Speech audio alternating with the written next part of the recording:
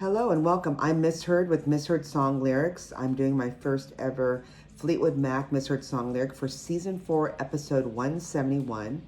The Misheard Song Lyric is, although I'm not making friends, I hope that you understand there's a reason why. And then the correct lyrics is, although I'm not making plans, I hope that you understand there's a reason why. Friends, plans, pretty close. I definitely had to do this misheard song lyric once I heard that Christine McVie had passed away just this last Wednesday on November 30th after a brief illness. I know that Fleetwood Mac had said in a statement following her death that she was the quote-unquote best musician anyone could have in their band and the best friend anyone could have in their life. Fellow Fleetwood Mac band member Stevie also called McVie her best friend in the world in a statement following her death. And her songwriting and her voice was definitely the ingredient that helped Fleetwood Mac reach the heights of their success. And I just wanted to do a misheard song lyric just in her recent passing. So here we go.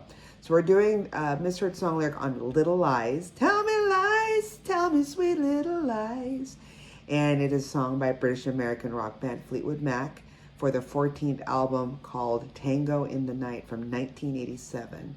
It was written by Christine McVie, and at that time her then husband Eddie Quintella, with lead vocals primarily done by McVie, although the chorus features backing vocals by Lindsey, Buckingham, and Stevie Nicks. Again, I mentioned that the song was released from that album called Tango in the Night back in August of 1987.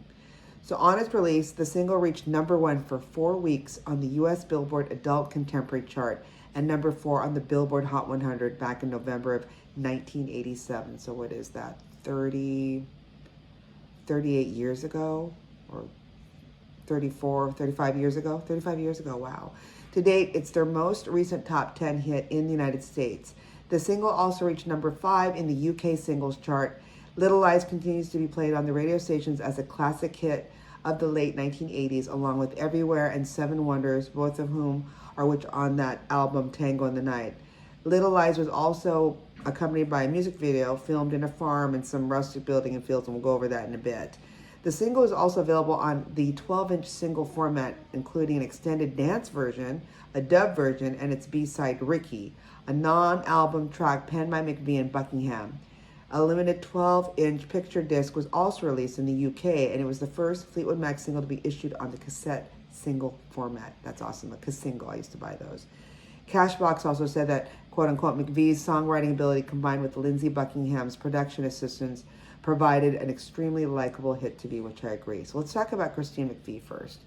She actually was Christine Ann McVie, or her former name before she married and became a McVie was Perfect, amazingly. She was born on July 12, 1943, and of course passed away just this last Wednesday as I'm recording this on November 30th.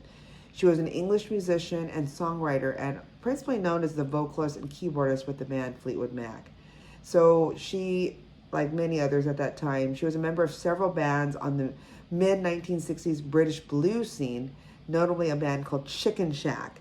She began playing with Fleetwood Mac in 1968, initially as a contract session player, before formally joining the band in 1970. We'll talk about why she decided to switch bands.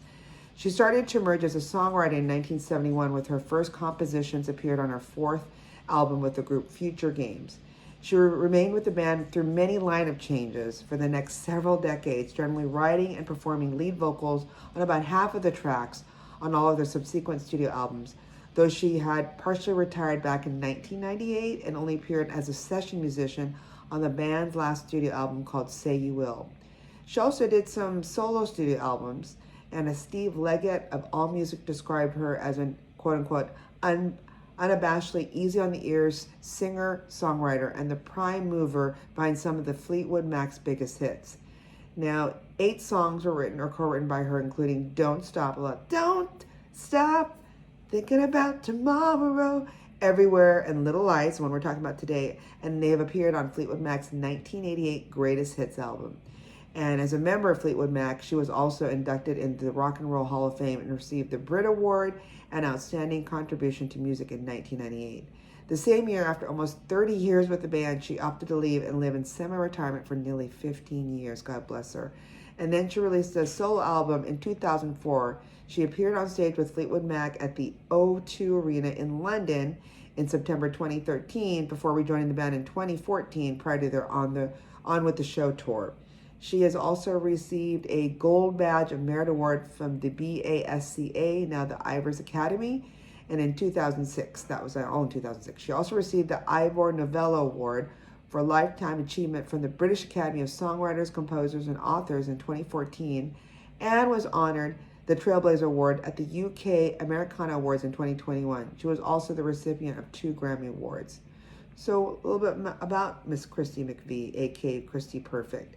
Like I said, she was born on July 12, 1943 in a village called Booth. It's a village in Cumbria, England, and grew up in the Bearwood area of Smethwick near Birmingham. Her father, named Cyril Percy Absol Perfect, was actually a concert violinist and music lecturer at the St. Peter's College of Education in Saltley, Birmingham, and taught violin at St. Philip's Grammar School in Birmingham. So that's probably where she gets her musical prowess. Her grandfather was an organist, so there's another part of her lineage at the Westminster Abbey. And although it says here online that she was introduced to the piano when she was 4, she did not study music seriously until age 11, so 7 years later, when she was reintroduced by Philip Fisher, a local musician and school friend, and McVie's older brother, John. Continuing her classical training until age 15, McVie shifted her musical focus to rock and roll, thank goodness she did, when her brother John came home. So thanks again to her brother John, with a Fats Domino songbook. Other early influences upon her included the Everly Brothers, which is interesting. I think two episodes ago, so this is 71 or whatever, I talked about Warren Zevon, who worked with the Everly Brothers. So they're back again. So they're influencing many others. So let's talk a little bit about one of her earlier band, Chicken Shack.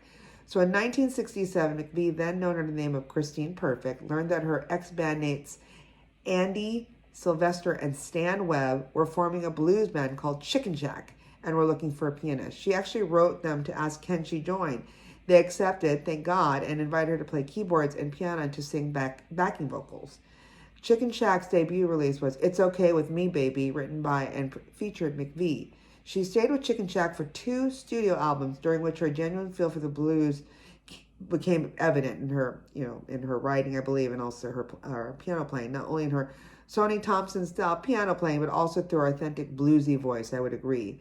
And then Chicken Shack had a hit with I'd Rather Go Blind, which featured McVie on lead vocals, and McVie received a Melody Maker Award for female vocalists in both 1969 and 1970.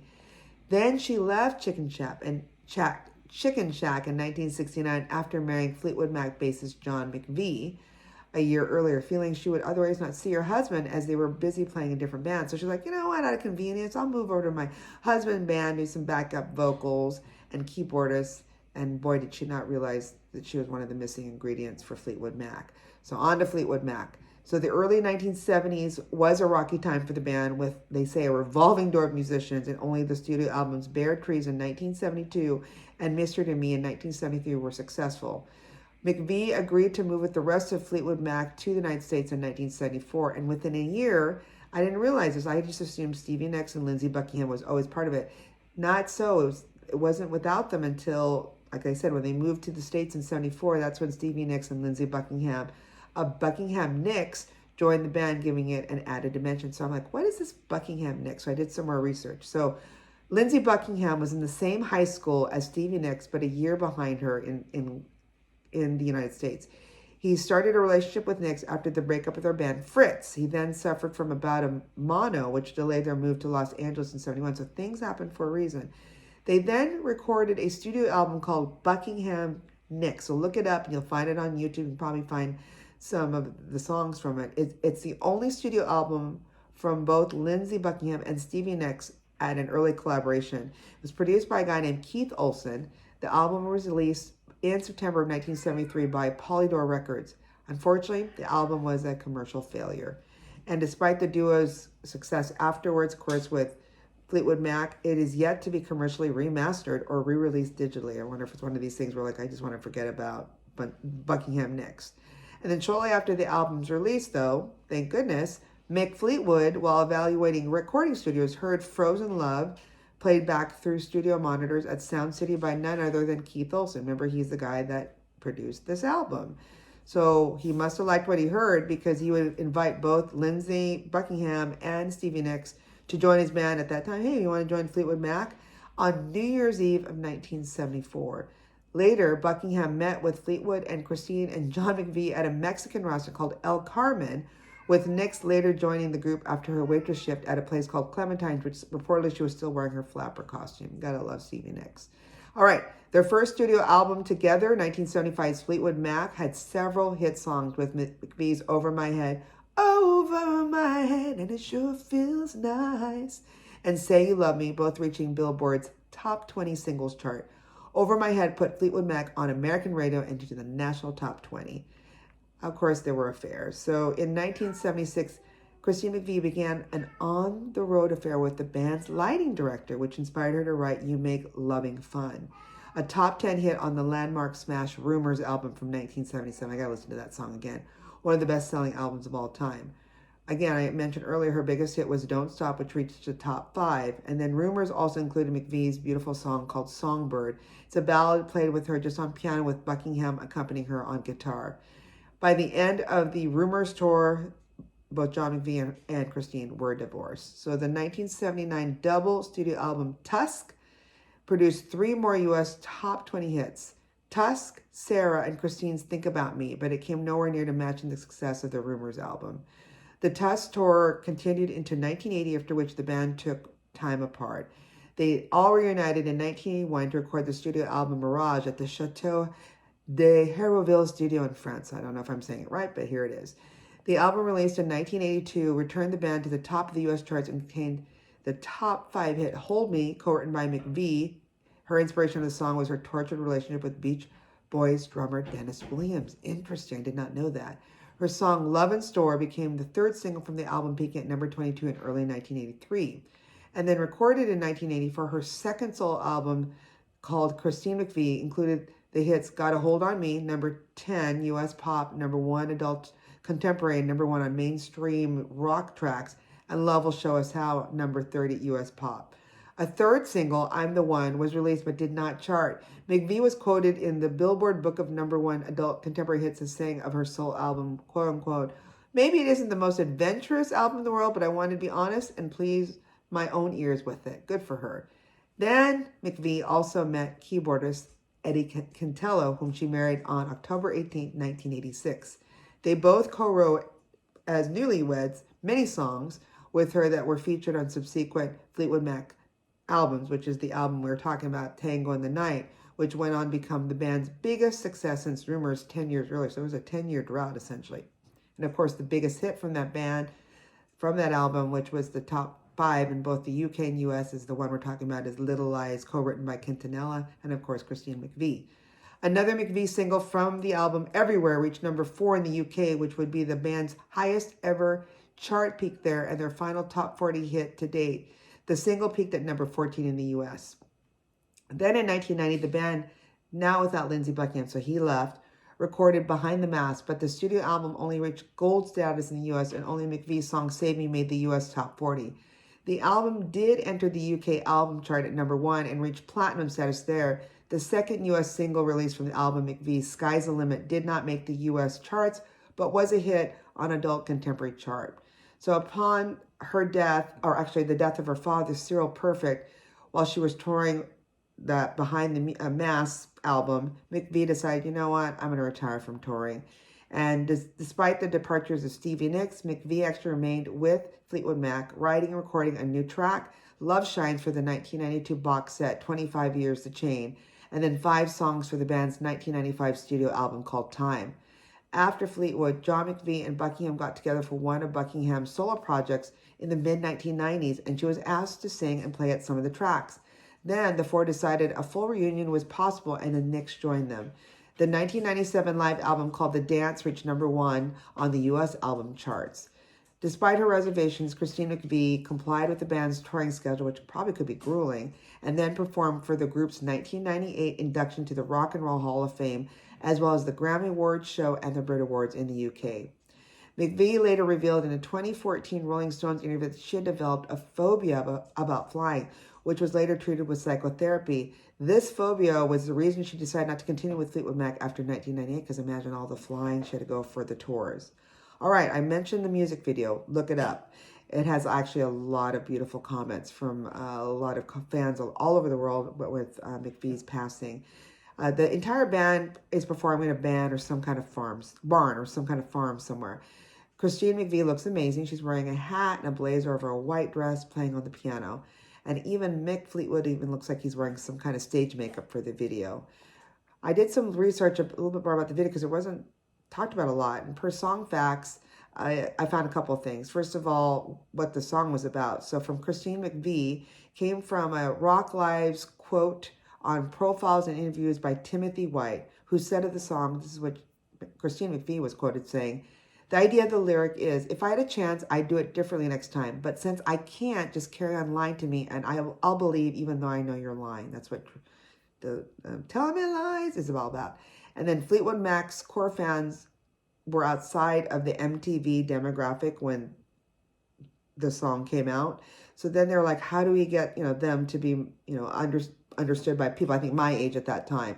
So in 1985, VH1 launched, giving them an outlet for music video in America. So their label commissioned big budget videos for the Tango and Night songs to take advantage. So Little Lies was one of them, and it was directed by Dominic Sena, who worked on some of Janet Jackson's iconic videos, including Rhythm Nation.